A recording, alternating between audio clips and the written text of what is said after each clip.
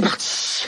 Salut, je suis Anne-Sophie Supio. Bonjour, je m'appelle Grégory Vacher. Et là, vous êtes sûrement en train de vous dire, mais qu'est-ce que c'est que ce podcast ? Eh bien, c'est très simple. Nous partons à la rencontre de personnes qui ont donné un sens à leur vie. Comme ça, nous, on peut s'en inspirer. Et on a appelé ça le plein de sens. Vous me faites le plein. Le plein ? Oui. Il s'appelle comment l'épisode d'aujourd'hui ? Du sens dans l'assiette avec Claire Vallée. Merci Francine. Alors, on y va. Aujourd'hui, bon, j'avoue, je suis hyper contente parce que ça fait très longtemps que j'ai envie de parler avec Claire Vallée, que je connais via des articles que j'ai vus passer. Première chef au monde à avoir une étoile au guide Michelin pour un restaurant 100% végétal. Voilà, c'est le seul truc que je connais au sujet de Claire. Déjà, je souhaite l'épouser, mais nous allons l'écouter et voir un peu quel est son parcours. Parce qu'elle est là. Bonjour Claire. Bonjour à vous deux. Merci Salut, de m'avoir Claire. invité. Merci d'être avec nous. C'est incroyable quand même d'avoir comme ça une reconnaissance, je veux dire qu'on est la seule à avoir dans le monde, quoi. C'est-à-dire avoir eu une étoile dans son restaurant 100% végétal, une première mondiale, c'est fou. Oui, c'était fou. À l'époque, c'était bon. Maintenant, il y a d'autres qui sont arrivés, forcément, mais c'est bien. Ça ouvre aussi la voie et puis ça montre aussi que l'institution Michelin évolue aussi avec son temps. Donc, c'est aussi une bonne chose parce que c'est quand même des institutions qui sont vouées à la gastronomie française dans le monde. Donc, c'est quand même positif. Et puis, c'était quand même c'était surprenant et excitant aussi. C'était une nouvelle aventure, un nouveau départ aussi avec le restaurant que j'ai refait à la suite, etc. de cette étoile. Donc superbe, émotion garantie, adrénaline à 100%, le plus gros choc de ma vie peut-être. Et quand on a une étoile comme ça, est-ce que c'est recherché ? Est-ce que vraiment on fait tout pour ? Est-ce que toi tu cuisinais pour avoir cette reconnaissance-là ou est-ce que ça arrive comme une cerise sur le gâteau ? Alors au début on le fait pas pour, après on se rend compte que le Michelin ou le Goemio vient vous voir souvent, vous donne des conseils aussi, vous dit si vous faisiez ça, donc vous cuisinez quand même dans un sens, mais en gardant, si vous gardez pas votre cuisine, si tu continues pas à faire ce que tu aimes et à partager avec tes clients ce que tu aimes, ça marche pas. Ouais. Donc tu as beau te mettre dans des cases Michelin ou ce que tu veux, ça ne fonctionnera pas. Ce qu'ils attendent avant tout, c'est que tu fasses ta cuisine et ta cuisine de cœur. Ouais. Et moi je me vois aussi comme une artiste, donc j'ai une cuisine qui est aussi inspirée de la poésie, de l'art, de la nature, etc., de tout ce que je ressens. Donc j'avais un fort potentiel aussi à expérimenter une cuisine qui était nouvelle. Et comment ça s'est passé, Claire ? C'est-à-dire que la cuisine, ça a toujours été un truc que tu as eu en toi, genre depuis l'enfance, tu t'es dit, moi je veux être chef et avoir une étoile. Oh, est-ce qu'un jour, quand t'es gamin, tu te dis tu es chef et que tu vas avoir une étoile ? Non, je pense Non, pas. c'est rare. Les rêves des gamins, c'est plus Je vais être pompier. Non, je veux devenir expert comptable. Ouais. D'accord, je vais être expert comptable, ouais, pas mal aussi. Non, écoute, quand j'étais petite, je voulais épouser Gérard Jugnot. Bon, écoute, voilà, ça n'a pas été fait. Il est jamais trop tard. C'est vrai, il est jamais trop tard. Déjà, j'avais des idées un peu folles. Non, Ouais, j'avoue. non, pour être sérieuse, j'ai toujours fait de la cuisine. J'ai une famille de cuisiniers, on aimait ça, on a toujours aimé la bonne chair. J'ai toujours mis le nez dans les gamelles et j'ai toujours cuisiné petite. J'avais déjà la passion de la cuisine.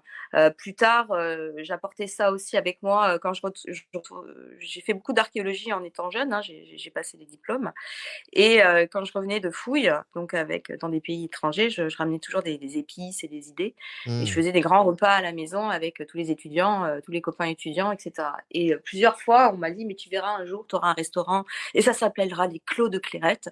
Et j'ai fait oui, bien sûr. J'ai dit forcément. Et en fait, de fil en aiguille, finalement, tout le monde rit maintenant parce que oui, j'ai eu un restaurant, en effet. D'accord. Et du coup, qu'est-ce qui fait que... Parce que je suppose que quand tu dis que tu es dans une famille qui aimait bien cuisiner, manger, il y avait quand même de la viande dans tout ça, je suppose. Ah, mais bien sûr, mais la viande a toujours fait partie de ma vie. Après, Ouais. moi, j'ai jamais eu beaucoup d'appétence pour ça. D'accord. J'aimais pas ça en étant gamine. Je faisais recuire mes tranches de steak pour qu'elles soient carbonisées, qu'elles aient plus de goût et plus de sang. Ouais, que Donc, ce soit c'était plutôt une bien... vieille chaussette sale et sèche qu'un bout de viande. C'est la viande Ça a jamais chewing-gum un peu sur Ouais. laquelle on tombait Ça tous n'a un jamais peu. été trop mon truc, en fait, la viande. C'est arrivé plus tard. C'est ça qui est assez drôle. Donc, quand j'étais étudiante, j'avais pas d'argent, comme tous les étudiants. Donc, je mangeais des pâtes et des yaourts que je mélangeais dedans. Et en plus, c'est vrai. Waouh. Ah, j'ai jamais essayé. Ouais. En C'est même marrant temps, parce que comme ça, je suis pas séduite. mais en même temps, Ouais, regarde ouais, Anso, non, mais- de toute façon, on n'a rien à dire, on n'a jamais été vraiment étudiant. Donc, Ouais, Mais en c'est plus- vrai. La question en plus, s'est pas c'est posée. vrai. J'ai eu une D'accord. période assez où on n'avait pas trop d'argent. Et après, j'ai découvert plutôt la viande en Suisse. Quand je suis partie en Suisse, Et là, j'ai découvert la viande rouge, parce qu'il y a beaucoup de viande de bœuf là-bas et j'en ai mangé pas mal et c'est là où j'ai vraiment découvert même le cru, hein. J'ai jamais mangé de tartare ou de carpaccio avant et j'ai commencé à manger de la viande comme ça crue D'accord. et puis c'est pas fil en aiguille, c'est en partant en Thaïlande avec toute l'histoire et cetera de la Thaïlande où j'ai commencé à avoir un régime plus végétal avec une prise de conscience. D'accord. Donc ça veut dire qu'aujourd'hui, tu manges plus du tout de viande?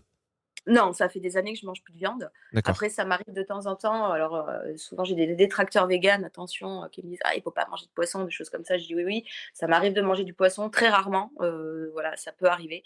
Il y a des endroits aussi sur la planète où quand vous allez, sur des îles désertes, à part du poisson, il y a pas grand-chose. Mmh. Donc, si vous mangez pas de poisson, ben, voilà, vous allez avoir un petit problème. Ouais. Mais dans l'idée, non, pas de poisson et surtout pas de poisson de chalutier, ça, c'est sûr. Mmh. Les produits laitiers aussi, j'essaye au maximum, de les éviter.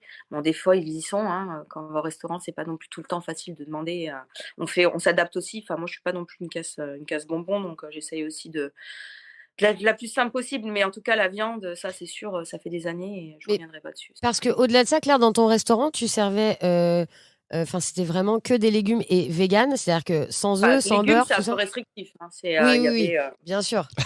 du végétal Ouais, c'était pas parce que une, dans c'était pas les un, légumes, il y a c'était pas un bol de non. tomates cerises, quoi. Non, mais légumes, il y a tout. Il y a les racines, les oléagineux, il y a les herbes, enfin voilà, il y a les épices, il y a énormément, énormément, énormément Bah, avec, tu sais quoi, de quoi cuisiner. je voulais pas forcément parler de ça tout de suite, mais Ouais, justement, tant qu'on y est, pour tous les gens qui peuvent se dire, j'arrêterai bien la viande, mais franchement, une cuisine sans viande, c'est triste. On s'imagine que ça va être, enfin, qu'on n'a rien à faire juste avec d'accord. des légumes ou des choses qui ne soient pas animales. Est-ce que tu as des exemples comme ça que tu peux nous donner d'ingrédients qui peuvent montrer que finalement, ça peut être Bah, intéressant ce genre de cuisine? déjà s'ils veulent imaginer que, s'ils veulent avoir une idée de la cuisine végétale, qui est pas triste, ils achètent mon livre, voilà, Ouais. qui vient de sortir, ça c'est sûr. Comme ça, ils auront déjà une idée de la cuisine, végétale, bon, à un niveau un peu supérieur, mais avec des bonnes recettes de base. Il Hmm. y a plein de choses à travailler. En ce moment, c'est les périodes d'hiver, il fait un peu froid, on a envie de choses réconfortantes. Les légumineuses, ça nourrit très bien, c'est plein de protéines, hein, Hmm. végétales et donc c'est assimilable comme des protéines animales, même mieux. Donc tout ce qui est à base de lentilles, petits pois, enfin les pois, tout ce qui est, Haricots rouges? les haricots, blancs et cetera et cetera. On peut les pois chiches et cetera. Ça, c'est très, très, très, très réconfortant, hein, dans des soupes Hmm. ou même dans des dalles, hein. Moi, je fais beaucoup de dalles en ce moment avec des épices, de lait de coco. Enfin, ça donne envie, c'est tout de suite quelque chose de sympa. Ouais. Avec, un peu de riz et quelques légumes, vous avez un repas Ouais. qui est génial, quoi. Et Ou faire des currys de légumes, enfin c'est infini, quoi. On tu peut peux nous donner développer, un exemple de plat qui cartonnait dans ton resto, justement, ou alors sur lequel tu avais des beaux retours? Ton plat signature? Hein. Alors, j'ai pas de Signature. plat signature Merde. parce que on ne fonctionnait que par saison et que Ouais, par menu, qui allait dans les saisons. Donc forcément, chaque fois, c'était une nouvelle découverte et une nouvelle histoire. d'accord. Donc j'ai jamais eu de plat signature à Ona, ce qui était aussi, je trouve, c'est bien. Ça montre aussi l'envie de faire toujours quelque chose de différent et de pas rester sur quelque chose de Hmm. figé. On en Donc profite j'aime pour dire que Ona, c'était ton restaurant qui était du côté de Arcachon, c'est ça? il était à Arès, donc sur le bassin D'accord. d'Arcachon, côté Hmm. nord. Voilà, bassin nord. Voilà, voilà jusqu'en 2000, jusque-là, voilà, récemment. Hmm. Et non, j'avais pas vraiment plat de signature. Après, je sais pas qu'est-ce qui pourrait être sympa de saison. Il y a, des ravioles de courge avec une petite farce un peu comme une ricotta végétale, Hmm. des champignons, hein, parce que là, on est en plein milieu Oh de oui. la période des chanterelles, hein. Ici, on en ramasse par poignée. Les cèpes, c'est un peu fini, donc avec des chanterelles. Et puis, il y a un bouillon citronnelle, safran et avec un peu de cèdre, parce que j'aime bien le bois, en fait, les infusions de bois D'accord. dans les bouillons. Donc, du coup, Personnellement, je bave. Hein. voilà. Bon, voilà, ça peut être quelque chose de sympa. Et alors, on peut aussi peut-être parler de ton restaurant, justement, de Ona. Tu dis jusqu'à il y a quelques Mmh. jours, enfin, il y a Oui, quelques temps, parce qu'en fait, c'est un il y restaurant a qui a à peu près fermé, un mmh.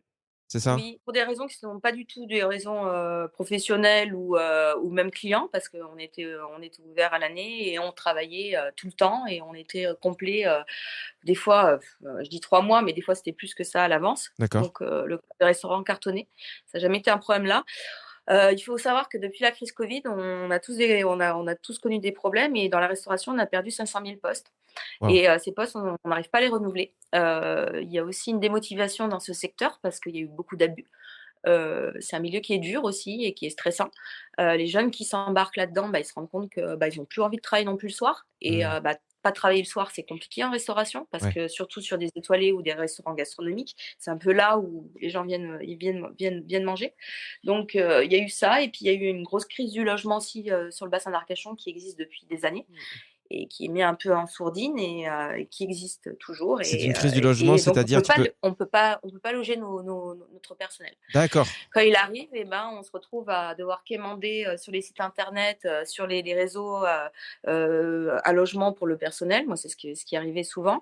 Donc, j'ai des gentils clients qui ont répondu présent, mais qui pouvaient héberger des gens 2-3 mois, mais après, c'était pas possible. Ouais. Et dans des conditions comme ça, il faut imaginer que les gens, ils ont pas envie de rester. Mais quand tu parles, Donc, Claire, tout ça a mis, de un la bout, crise quoi. du logement, c'est parce que du coup, les prix ont totalement flambé, le marché est saturé, quoi. Le marché est saturé et il n'y a pas assez de logements non plus. Les gens arrivent aussi sur le bassin de plus en plus. C'est très cher. On est sur des prix Ouais. qui sont exorbitants, avec des logements qui sont pas au top non plus. Mmh. Et il y en a pas assez. Donc en Ouais. fait, dès qu'on veut faire venir des gens de l'extérieur, parce que sur le bassin, forcément, il n'y a pas que des gens qui ont envie de travailler dans la restauration, il y en a même pas. Donc il y a aussi voilà, ces jeunes aussi partent du bassin parce que c'est extrêmement cher, etc. Donc ils peuvent pas non plus se loger. Donc si vous n'êtes pas propriétaire, c'est compliqué. Mm. Et donc du coup, ben voilà, on est dans une pénurie de logements et c'est une catastrophe. Alors je fais une micro-pause juste pour savoir, parce que j'entends depuis tout à l'heure, ça va peut-être être gênant, un et je voulais savoir, est-ce que tu as un téléphone par hasard posé sur ton truc qui vibre? Donc c'est Anso. Non. Mais non, bien ce c'est qui me pas moi, semblait. parce que je me suis mis Non mais je parle pas de ton téléphone. Non, j'ai rien dit. C'est lumineuse. Je n'ai absolument rien. Je n'ai rien. Bah, c'est de notre côté alors. Ok. Alors, bon ben voilà. ouais, on a un plaid sur les genoux. Anso, garde-le sur les genoux et surtout ne te lève pas. Hein. C'est lourd. Non mais c'est important ce que tu dis, parce que tu vois, jamais j'aurais pensé ça quand j'ai vu ta vidéo, parce que tu as fait une vidéo sur ton compte Instagram Oui. pour annoncer la fermeture du restaurant. Ouais. Jamais j'aurais pensé que ça avait pu avoir un lien avec le personnel, quoi. C'est fou. Mais ça, c'est complètement fou. Et en fait, c'est beaucoup de restaurants qui ferment à cause de ça. On n'en parle pas assez en France parce que c'est un peu tabou. Mais il y a beaucoup de restaurants et même des grands restaurants qui ont des gros problèmes de personnel. J'en parle avec certains chefs. Alors, pas tous, mais de plus en plus. Et quand on est un peu particulier, dans le sens où on est un individuel, un petit restaurant, c'est très lourd à porter. Bah ouais. Des grosses structures, etc., c'est des choses où il y a beaucoup de personnel, donc on peut faire tourner les gens entre eux. Enfin, on arrive à trouver des solutions. Mais quand vous commencez à perdre, vous avez 5 personnes en salle et qu'il en manque 3, par exemple, vous en avez plus que 2, mais vous ne pouvez pas faire un service de 30 couverts. Ouais. Et vous ne pouvez pas demander à votre staff de le faire. Ouais. Parce que c'est pas bon pour eux non plus. On ne peut pas faire au-delà d'un certain niveau. Et pareil pour la cuisine. À un moment, on va manquer de travailler en cuisine. C'est la même chose. On ne pourra pas recevoir la clientèle. La clientèle râle, envoie des messages, etc. On a des tonnes de messages. Ah, vous fermez, comment ça se fait? Des fois, on est obligé de fermer, même le lendemain. Crise Covid, il y en avait 3 qui étaient en crise Covid. Ben voilà, on est obligé de fermer. On est dépendant, quand des petites entreprises, on est dépendant du personnel quand même, il faut le savoir. Bien sûr. Et quand tu disais qu'il y avait eu à un moment, tu as dit ça il y a quelques minutes, tu as dit qu'il y a eu des abus aussi à une époque. Pour moi qui suis. Il y a toujours eu des abus dans la restauration, etc. Ça, on l'a tous connu aussi. C'est-à-dire, c'est les gens maltraités, etc. C'est des gens qui sont pas payés à la hauteur de ce qu'ils font, à qui on parle mal. Enfin, moi, c'est l'image que j'ai. Il y a eu ça aussi. Il y a eu pas mal d'abus. Il y a aussi les violences verbales, les violences physiques, etc., etc. Après, il y en a dans tous les secteurs et c'est pas que la restauration. Ouais. Après, on l'a mis en avant aussi, je pense, ces derniers temps. Souvent, on tape un peu sur la tête des restaurateurs, mais il y a aussi des bons restaurateurs, il y a des bons patrons, il y a des gens qui font les choses bien. Bien sûr. Patron, il passe non. Mais faut tu vois bien aussi, Claire, que c'est un peu un espèce de cliché. D'ailleurs, tu le vois même dans des émissions de télé, tu vois, ne serait-ce que Top Chef. Parfois, comme il leur parle au candidat, tu as envie de lui dire, oh mec, c'est pas parce que tu es juste gentil que le travail va pas être bien fait. Enfin, tu vois. Bien sûr. C'est un espèce de cliché de comportement du chef en cuisine, quoi. Exactement. Après, il n'y a pas tous les chefs qui se comportent comme ça, et encore heureux, parce que sinon, on n'aurait plus d'employés. Ouais. Mais il y a quand même Après, il y a aussi des employés qui abusent aussi. Faut pas dire. Enfin voilà. Oui. Il y a des mauvais patrons, mais il y a des mauvais employés aussi. Bah ouais, c'est comme dans tous les sujets en réalité. On peut pas. Parce qu'on est toujours en train de critiquer un peu les patrons, et comme je dis, j'ai eu aussi des mauvais employés. J'ai pas eu que des bons employés, mais j'ai eu des très bons employés qui sont toujours fidèles. avec qui j'échange et voilà. Mais après, c'est l'être humain aussi, c'est comme ça, hein. On ne Mmh. pourra pas refaire le monde non plus. Moi, je voulais savoir, pour revenir un peu sur la cuisine végétale, s'il y avait des engagements au travers de ça, au-delà du fait de créer de la super bonne nourriture, hein, vu toutes les récompenses que tu as et ce qu'on peut trouver dans tes livres. Est-ce qu'il y a un engagement pour l'environnement, la planète? Est-ce qu'il y a des choses, des idées là derrière? Bah, forcément, enfin moi c'est aussi là-dessus, je me positionne plus ces derniers mois parce que quand tu as un restaurant en plus étoilé, tu peux pas non plus aller, dans le militantisme, c'est un petit peu, voilà, tu peux faire mais tu peux pas non plus aller trop loin. Mmh. Là, je me suis un peu plus positionnée, j'ai écrit une tribune dernièrement sur l'IB parce que j'étais invitée, au Centre Pompidou pour une conférence sur le climat. Ouais. C'était intéressant aussi d'y participer et c'est des choses qui sont de plus en plus voilà, en moi. Je me renseigne beaucoup, j'échange aussi avec des spécialistes et cetera. Forcément, quand on crée une cuisine végétale, on la crée pas, comme ça. On se dit pas: «Tiens, un jour, on se réveille, on s'est dit: "Bah, tiens, je vais faire du végétal et je vais avoir une étoile Michelin"». Mmh. C'est pas comme ça que ça s'est passé. Ça s'est passé déjà par une prise d'éveil avec, bah, la souffrance animale forcément, hein, quand on se rend compte de ce qui se passe et comment c'est fait, bon, bah, forcément, on n'a plus trop envie non plus de participer à ça. Et après, au-delà de ça, il y a aussi tout le côté santé parce que, bah, à travers l'animal, c'est vecteur de maladies. On sait qu'on a et c'est aussi avec toutes les hormones de croissance qu'on leur injecte et cetera. Je parle bien de la batterie, hein, Mmh. Ouais, toujours l'élevage de intensif. l'intensif, hein. Ouais, ouais, bien sûr. Voilà.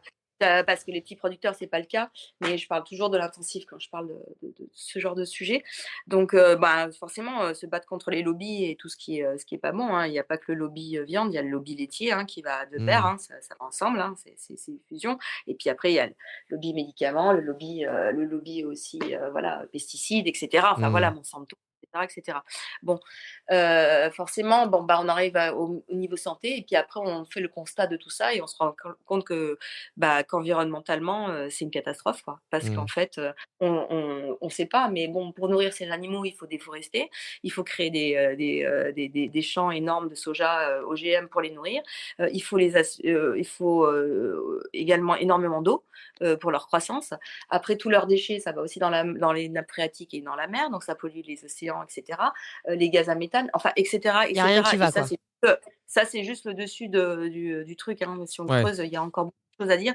Il y a des pages et des pages à soulever, mais au niveau environnemental, on sait que c'est une des premières causes de gaz à effet de serre, voilà, mondial, Ouais. Oui, l'alimentation. puisque à tort, moi le premier, j'ai pensé à un moment quand je suis devenu végétarien et que je mangeais des fois des petits trucs au soja, je me disais: «Oh, mais en fait, c'est nul ce que je fais, je mange du soja et c'est moi en fait qui déforeste en gros. L'Amazonie, c'est Non, ma pas du faute». tout. Alors que Non, pas la du tout, grande parce qu'en fait, majorité, ton soja, celui que tu manges, c'est pas celui qu'on donne aux bêtes déjà. ouais. Souvent, c'est un soja français, qui a rien à voir et qui est bon pour ta santé et qui Mmh. ne c'est pas du tout ça. Non, non, Ouais. c'est ce que tu donnes à manger à tous les le plus, c'est le bœuf, hein, de toute façon, Ouais. qui consomme. Voilà. Ouais, ouais. Et Hem, d'ailleurs, petite colle, Grégory, oui? est-ce que tu sais ce que ça veut dire ONA? Non, pas du Ah, tout. Eh ben, ça veut dire origine non animale. Ah! ouais, C'est non seulement le nom de l'ancien resto de Claire, mais c'est aussi le nom du livre. Donc, si vous voulez exactement. Ah! acheter le livre de Claire, il s'appelle Origine non animale. Eh ben, écoute, tant que j'y suis, petite colle, Anne-Sophie, Oui, sais-tu à quelle vitesse, peut rouler une Fiat Multipla? Ah pardon, ça n'a rien à voir, on me dit. Ouais, ça pardon. n'a rien à voir. Peut-être qu'il vaut mieux rester dans le sujet Ouais. du coup, ouais, sinon c'est nul. Elle était moche celle-ci, hein. Ouais. Moi, ce que j'aimerais aussi savoir, Mmh. donc on parle de cuisine, on a parlé de ton restaurant, donc qui a fermé il y a un mois. Du coup, Ouais. est-ce qu'aujourd'hui tu es dans un entre-deux? Est-ce que tu as entamé une autre phase de ta vie? Qu'est-ce que tu fais clairement aujourd'hui? Est-ce que tu es comme nous, Je fais genre rien, ouais, je fais rien. ça c'est déjà pris Ouais, par nous, hein, ouais, c'est déjà pris par nous pas mal, ouais. Mais non, c'est impossible, je suis une hyperactive, je peux pas rien faire. C'est ouais. impossible. Moi, au bout de 2 jours, je suis un loup en cage, Est-ce non. est-ce qu'elle est Là, je reviens prolongée de la ton aventure dans la cuisine végétale, quoi? Alors, déjà, là, je reviens de Corée. J'étais à l'Institut Paul Bocuse où j'ai formé des étudiants. On a fait un pop-up restaurant autour des recettes du livre. Donc, c'était assez fascinant et Ok. d'avoir cet accueil aussi de leur part. Et on se dit que la jeunesse, en fait, est très enclin, en fait, dans ce changement aussi, Hmm. dans la gastronomie. Et donc, c'est super intéressant. Ça m'a donné des ailes pour continuer. Donc, c'est cool. Hmm. Non, là, j'ai sûrement un futur projet avec un traiteur parce que j'aimerais bien diversifier un peu le végétal et l'ouvrir à plus grande échelle. Hmm. Euh, J'ai sûrement des projets de collaboration aussi. Bon, alors, du consulting pour certains restaurants. D'ailleurs, si vous avez besoin pour un restaurant, d'une offre végétale, je suis là. Voilà, je fais ma petite D'accord. com Bah, en ça même tombe temps. bien Bah parce ouais. que principalement les gens qui écoutent ce podcast sont restaurateurs. Ouais. Beaucoup de chefs. On est Voilà. numéro 1 sur les chefs. Ouais. Et donc je suis disponible pour, voilà, ça échanger et cetera. Je fais bon, bah, voilà, quand j'ai des conférences, c'est sympa aussi. J'en ai eu quelques-unes ces derniers temps. J'ai aussi, qu'est-ce qu'on peut raconter? J'ai peut-être un futur projet, on verra sur, renouveau sur le bassin, on verra. J'ai aussi, l'opportunité aussi de faire des pop-up, donc ça aussi ça va se faire, C'est je quoi pense. ça, pop-up? C'est des D'ici restaurants l'année éphémères, c'est prochaine. ça? L'ouverture en résidence, tu sais, tu vas dans un restaurant ou dans une structure et puis tu peux, créer un restaurant pendant 1 mois ou 15 jours, ce que Ah. tu veux, voilà. Donc non, j'ai des projets, ça va se Mmh. décanter. Normalement, en février, je devrais repartir en Polynésie parce que je suis ambassadrice de la société des protections des requins marteaux et D'accord. qui est la Mokaran Protection Society à Rangiroa. Et c'est là-bas où j'ai appris à plonger en fait. Et donc, je me suis passionnée pour l'écosystème marin aussi. Mmh. Et je suis devenue ambassadrice là-bas. Donc, on devrait faire un event aussi avec Blancpain, etc. Voilà. Et est-ce que si l'occasion enfin, j'ai pas Représente. ouais, représente. Oh là là, pourtant c'est un mot simple. Hein. Bah oui. J'ai le cerveau congelé. Là, il fait tellement froid dans la C'est à cause caravane. de la caravane.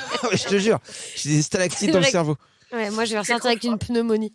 Ouais, si tu as de nouveau l'occasion, du coup, est-ce que tu réouvrirais un restaurant volontiers si tu avais le personnel et que la situation changeait un peu? Bah, je pense que le restaurant, il va devoir s'adapter aussi parce que de toute façon, on est en pleine changement et on pourra plus faire ce qu'on a fait avant. Un restaurant, c'est beaucoup d'énergie. Mmh. Je parle pas d'énergie personnelle, ça il en faut et même, une bonne dose, mais même d'énergie, voilà, de consommation énergétique. C'est, voilà, beaucoup d'aliments, c'est beaucoup de comment dire? Un restaurant écologique, je sais pas, voilà, si c'est possible ou pas. Je suis en train de réfléchir là-dessus, en fait. Tu peux mettre des Parce fours que solaires. Après, tu dis à la personne, alors ce sera prêt dans à peu près 9 heures. ouais. C'est juste ça qui change. Faut pas avoir faim, ouais. C'est ça. Voilà, patientez, je vous emmène Mais, des mais cacahuètes. en fait, il y a plein de solutions. Je suis en train de me renseigner. Enfin voilà, je fais aussi un petit tour du monde là-dessus pour retrouver des techniques anciennes de Mmh. cuisson, de conservation, etc., etc. D'accord. Je suis un peu en train de travailler là-dessus. Je pense que ça a le temps de mûrir. J'ai eu aussi un projet, là, on verra sur le bassin, qui serait voilà, de l'ordre du possible aussi. Mais je serais plus dans l'accompagnement plutôt que d'avoir tout de suite un restaurant, en tout cas. Mmh. Accompagner, donner mon nom, aider les gens, ça c'est quelque chose qui me plaît. Rouvrir quelque chose comme on l'entend, je pense que non. Mais D'accord. rien n'est impossible mais je crois plus trop à la restauration telle quelle, en fait. Non, Ouais. mais c'est Puis plutôt attends, logique enfin, et c'est peut-être intelligent un de peu ta nouveau part. aussi là. Hein. C'est Oui, peut-être oui, un peu non, mais frais. Hein. c'est intelligent d'inclure ce côté énergétique, effectivement, qui est aujourd'hui, enfin depuis quelques mois maintenant, est au cœur de toutes les discussions, c'est sûr, mais on peut pas vivre coupé du Mais monde, quoi, et on est obligé de non, faire avec tous les changements du mieux qu'on bien peut, de toute façon. bien sûr, mais il faut qu'on accompagne le changement, mais on n'a plus trop le temps, donc il va falloir quand même qu'on se Ouais. bouge assez rapidement.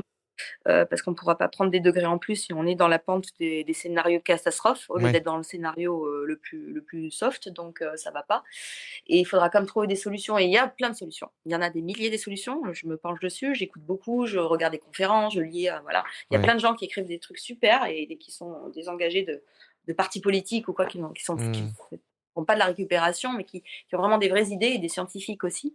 Et il y a des solutions sur beaucoup de choses, mais il faut être prêt aussi à s'adapter et à changer. Là, on n'est pas vraiment dans le monde de la restauration, mais on avait vu avec Anso, on avait même parlé avec cette personne, un mec qui a une boulangerie en Normandie, Oui. qui ne fonctionne que avec des fours solaires. Donc je faisais des Bien vannes sûr, dessus, mais vraiment, il fait son pain et que c'est avec ça. possible. Et c'est possible. Ouais, c'est possible en fait. Voilà. Mais en tout cas, moi je serais Il y a vachement plein de intéressée si solutions. tu arrives à monter un Mm. restaurant qu'avec des outils comme ça écologiques, au-delà du fait que j'ai envie de manger gratuitement. Je serais Mm. vraiment intéressée pour venir te voir. C'était une invitation. Ouais, Ouais, je suis un peu la pro pour m'auto-inviter, ouais. ouais, ça se voyait un petit peu beaucoup. Ouais. Écoute, il y a plein de choses qui sont possibles. Il faut penser aussi, il n'y a pas que l'énergétique, il faut penser aussi à la récupération. L'eau, ça va être un gros problème aussi dans les enjeux à venir, Ouais. écologiques, etc. Donc, il y a aussi toute cette récupération d'eau, parce qu'on en gâche énormément aussi dans un restaurant. Il faut imaginer, on lave, enfin, voilà. Mmh. Il y a beaucoup de choses à prendre en considération et je suis en train de réfléchir à ça. Et après, Ouais, du moment où quelqu'un sera vraiment enclin à soutenir ce projet-là, j'ai déjà des gens qui réfléchissent à ça. Pourquoi pas? c'est Pourquoi intéressant. pas? Et avec aussi, je pense, dans l'humain. Je pense qu'il faut arrêter d'avoir. On parle toujours de brigade en cuisine, etc. Alors oui, il faut toujours quelqu'un qui soit là, qui supervise, parce qu'il y a besoin d'avoir un encadrement. Mais on peut aussi mettre les gens à une même échelle, etc. Je Bien pense sûr. aussi qu'il y a aussi toute cette valorisation de l'humain qu'il faut faire, parce que chacun a des savoir-faire. Et si on engage des gens, c'est pour leur savoir-faire et pour la formation aussi, parce qu'il faut former les gens. Et je pense aussi il y aura une économie nouvelle aussi à monter. Et, et en plus, pour vous montrer que Claire, de bout en bout, cette femme avait vraiment un engagement écologique, parce qu'en fait, j'ai vu quand tu as fait ta vidéo de revoir à ton restaurant, tu remerciais beaucoup de gens, et notamment la Nef. Et nous, dans une autre vie, avec Greg, on était animateur radio, on en avait parlé de cette banque. Est-ce que tu peux nous en parler? La nef, en fait, elle arrivait à moi parce que au début, on m'a proposé des circuits financiers traditionnels, hein, comme tout le monde. Mmh. Forcément, moi, j'avais un projet qui était utopique pour la plupart des gens. Une femme, chef, restaurant vegan sur le bassin d'Arcachon, au pied des huîtres et des chasseurs, et en plus autodidacte et qui n'est pas connue en France parce que j'étais en Suisse à l'époque. Ouais, Donc ça faisait quand même beaucoup. Voilà, beaucoup, ouais, beaucoup, beaucoup pour l'endroit. Donc personne n'y croyait trop. Et donc du coup, j'ai commencé à partir sur comment monter mon restaurant sans argent, parce que je n'en avais pas. d'accord. J'ai vraiment commencé en bas. J'avais peut-être 3 000 € en poche, donc pour monter un restaurant, c'est un peu ledge. Il manque, ouais, faut mettre un peu au Et, bout. Ouais. et j'avais l'envie très pressante de le faire, donc je ne pouvais pas attendre 10 ans. Et voilà. Et donc, du coup, je me suis renseignée et je me suis rendu compte qu'il y avait des prêts d'honneur qui étaient possibles. Hein, donc, de la part j'ai fait, comment on appelle ça, Initiative Gironde. Après, j'ai fait Initiative France. J'ai déposé un dossier, c'était sur les entreprises remarquables, parce que j'avais vraiment un dossier très particulier. Mmh. Et de là, en fait, je me suis renseignée quelles sont les banques, etc. Et je suis tombée sur la Nef. Et donc, je leur ai demandé, etc. Ils sont venus voir, ils ont trouvé le projet super et voilà, Ouais, la Nef qui est on une a banque travaillé ensemble. éthique pour le coup et qui aime soutenir des Voilà, porteurs de et complètement, projets. avec des projets porteurs, avec du sens, avec Ouais.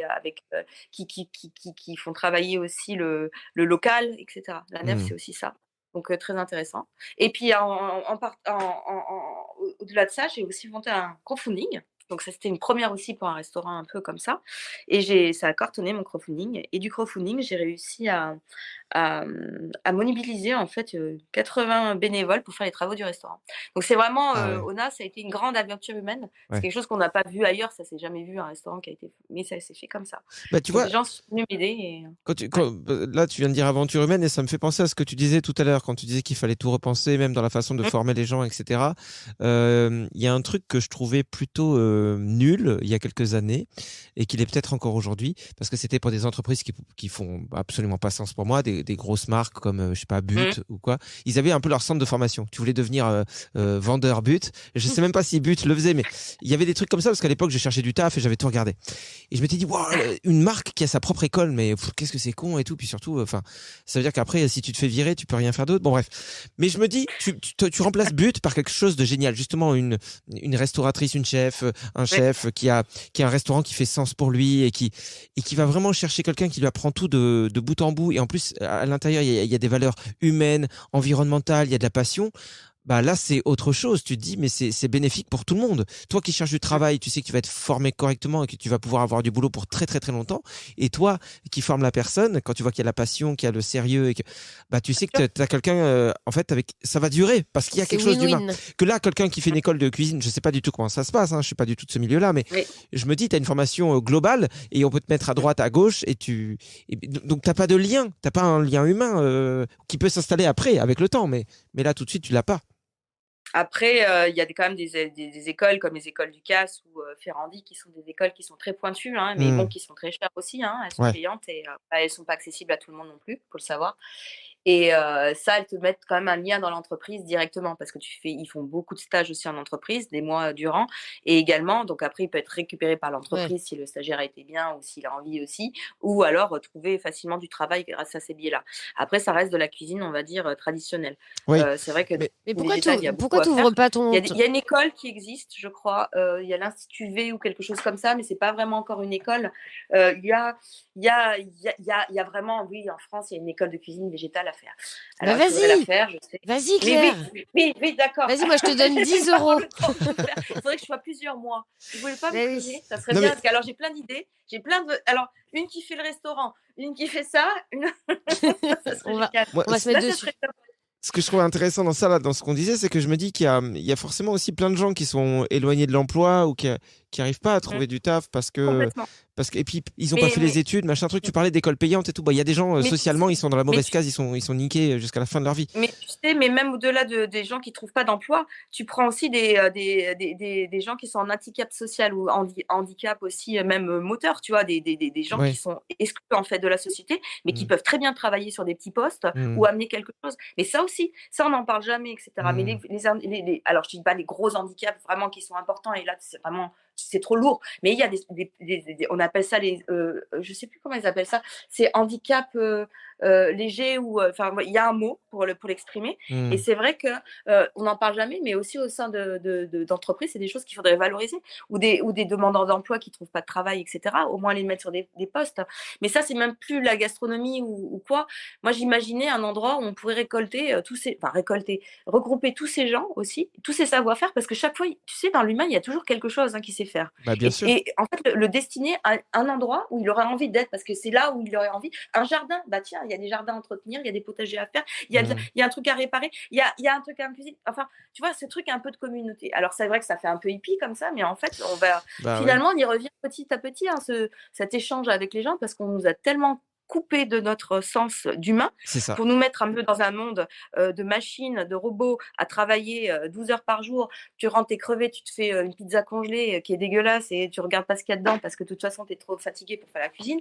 Il y a plein de choses qui ne vont plus en fait dans ce système-là et qui ne marchent plus. Et les gens ont besoin de sens, et c'est ça qu'on a besoin de redonner, je pense. C'est aussi Mais pour à ça travers nos qu'on métiers aussi. c'est pour ça qu'on va au travail parfois, que certains vont au travail en traînant des pieds et qui disent ah fait chier, et puis j'ai pas envie de travailler le soir et j'ai pas Mais envie de bien travailler sûr, le parce matin. qu'il n'y a pas de sens en fait. Des fois, mais que si tu vas serrer des boulons dans une usine toute la journée, est-ce que tu crois qu'il y a vraiment du sens à ta vie, quoi? Non. Alors, il y a des gens qui ont des travails qui ont du sens, mais il y en a qui en ont vraiment pas. Il y en a beaucoup qui ont du travail qui n'ont pas de sens. Ouais. Et c'est ça qui va pas en fait dans notre monde. Ouais. Et puis bon, ça veut pas dire qu'il faut culpabiliser quand on est dans un boulot qui fait pas sens. C'est que souvent, quand on est là, c'est qu'on n'a pas eu Non. d'autre choix et qu'il faut payer les factures. Mais ce qui est sûr, c'est que si on peut refoutre du sens. Mais je pense que même dans ces travails-là, on pourrait remettre du sens et Bien de sûr. l'humain aussi. Bah, si tu considères l'humain qui bosse avec toi, que tu sois PDG ou que tu sois juste le manager d'une équipe ou que tu sois juste employé, on va dire, d'entrée basique de l'entreprise, à partir du moment où tu respectes les gens qui y a autour de toi, il peut se passer des trucs magiques. Effectivement, on n'est pas des machines. Je pense qu'on en a tous ras-le-bol de ce truc-là, où on a juste un CV, des compétences. Mais je pense qu'on arrive à... On arrive au bout, peut-être. Ouais, j'espère.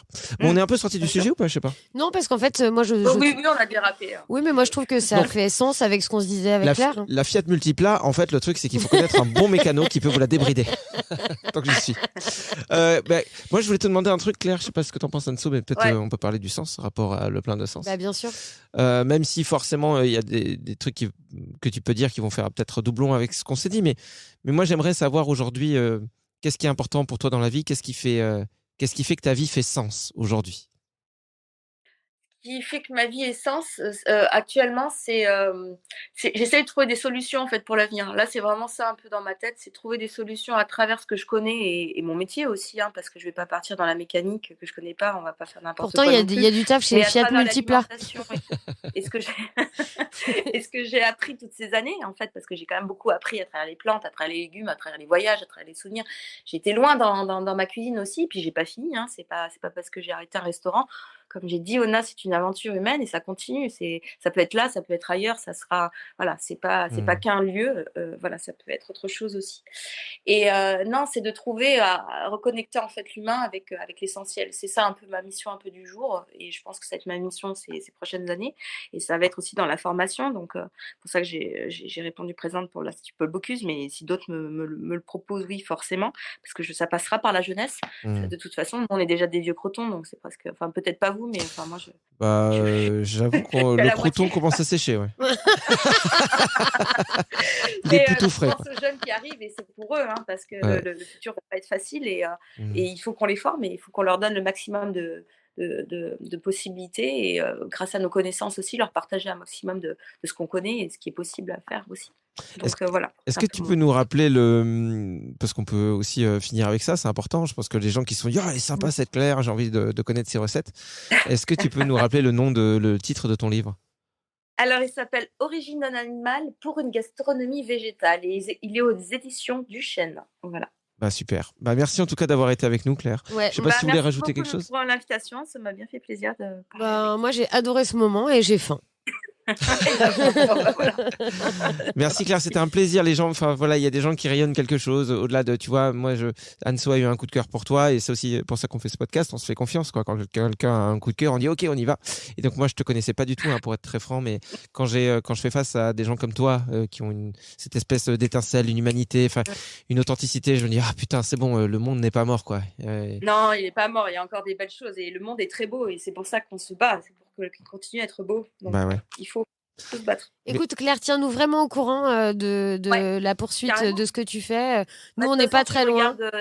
Tu regardes mon Insta. Enfin, c'est surtout là où je publie. Je fais pas mal de choses sur Insta. Enfin, j'aime bien ce lien que j'ai avec mes followers. Ouais. C'est assez et ça dure et puis ça continue à s'amplifier. Donc c'est important pour moi et c'est pour ça que je poste aussi beaucoup. Tu me vois parler, j'explique. Enfin voilà, je m'exprime. Voilà. Ouais. C'est naturel. Et on passera te voir dans tes futurs projets. Merci beaucoup Claire. Merci Claire. Merci à vous. Des gros bisous. À très bientôt. Salut. Ciao. Salut. Merci d'avoir suivi cet épisode du Plein de Sens. Il y en a un tous les mardis. Et en attendant, vous pouvez nous retrouver sur nos réseaux sociaux. Oui, il suffit de taper La Prod au fond du jardin sur Facebook, Instagram par exemple. Suivez-nous, c'est sympa. Suivez-nous. Et même dans la rue, suivez-nous. Oui. On fera une queue leu. C'est collégial.